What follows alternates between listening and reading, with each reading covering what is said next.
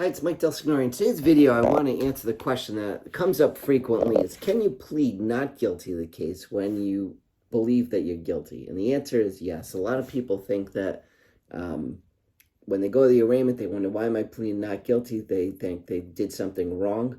They think that they're ultimately guilty. Well, an arraignment is the first court date. So many people almost always plead not guilty at the arraignment. Now, most criminal cases resolved by plea. So many people that ultimately plead not guilty initially change their plea. So there's always that possibility that you're going to change your plea. But the time you're going to change your plea is when you have all the information about the case. So if you're charged with OUI, and this happens frequently in OUI case, I represent very good people, teachers, I've had doctors, nurses, engineers, college students, and a lot of times the people I represent have a good moral compass. They know when they may have made a mistake. But that's vastly different from whether the government can prove the case beyond a reasonable doubt. And I'll tell a person who feels that way that, you can go for treatment, you can get help, and that'll never, ever be used in court. And that's another common misconception is that, hey, if I go to treatment, they'll think I'm guilty. No, they won't. That never comes into evidence. Otherwise, people wouldn't get help. Whenever someone has a criminal charge, whether they're guilty or not guilty, often there was some sort of problem. Something went wrong that night that resulted in the arrest. So get any treatment you need. Don't be concerned that it's going to have a negative impact on the case. It actually will have a positive impact on the case.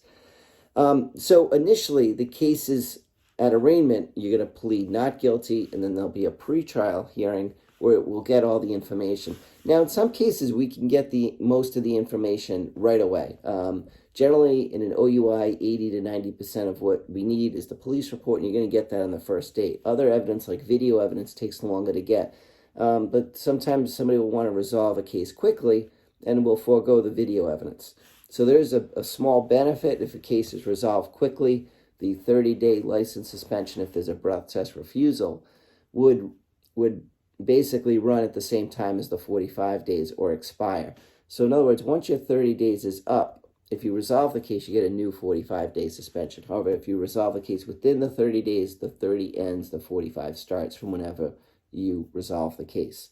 That's a small benefit. I don't really encourage people to plea out just to save a little bit of time on the license suspension. But for some people, every day matters.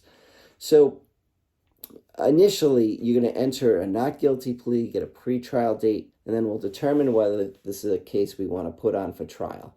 Now, at trial, they're going to prove the case beyond a reasonable doubt. That's a high degree of proof. So OUI cases are very subjective. The evidence is, generally speaking, an opinion, the officer's opinion. Sometimes there's civilians involved witnessing the driving and things like that. But in most cases, the primary means of proving the case beyond a reasonable doubt is actually the testimony of the officer. So there's a lot of ways to challenge that, to say that the officer is sort of looking for every sign of impairment, and the officer is not really looking to make an overall assessment. In other words, officers are trained to sort of look for reasons to arrest people, to take them off the road, to protect public safety. They're not necessarily looking for reasonable doubt. So if you have a bad knee or leg injury, the officer's not going to really spend a lot of time trying to determine if you're a good candidate for the test. They're going to quickly ask. They'll usually say something like, if you have a bad knee, they'll say, well, I'll try it anyway, I'll take into account.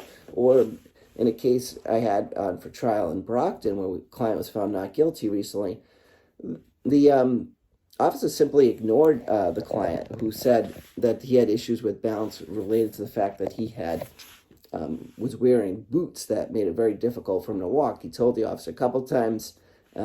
She didn't respond, and I said, well, basically ignored him, and she agreed with me, with my assessment that, they're just doing their job. They're trying to get somebody off the road quickly. So OUI cases are very defensible, winnable cases.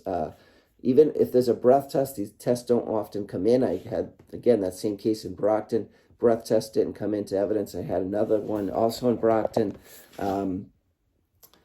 About a month earlier, breath test not guilty. I had a case in Lynn. Breath test came into evidence. Still, judge found the client not guilty. Couldn't get the test in. Couldn't determine the test was accurate and reliable.